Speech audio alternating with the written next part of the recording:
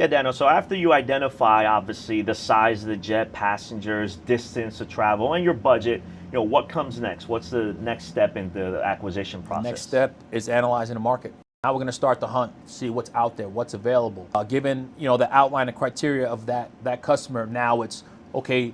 Remember, markets are hot and cold, right? Sometimes there's a surplus of types, and then sometimes you got fast sales and strong economies. So we then hunt the market, see what's going on in the market. If it's a large cabin jet, hey, we got X amount available on the market.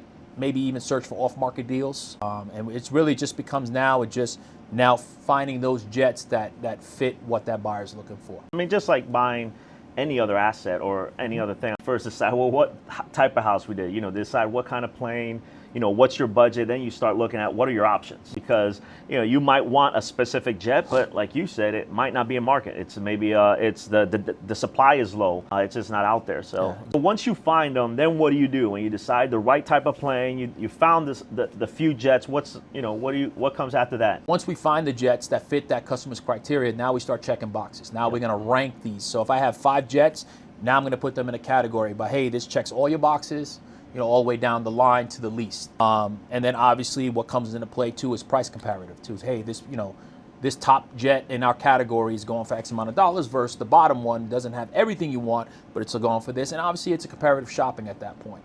Now we're looking at price points. How much money are you going to save? So I've had, talks before where it's, hey, I need all this stuff. And if the number's 20 million, hey, but I can get you the same plane. It doesn't check all your boxes, but you're going to save yourself $3 or $4 million bucks. Yeah. So then that also, you're saving your client money, which is a big plus. And it also kind of wakes a lot of buyers up to, maybe I don't need that for, $3 to $4 million more.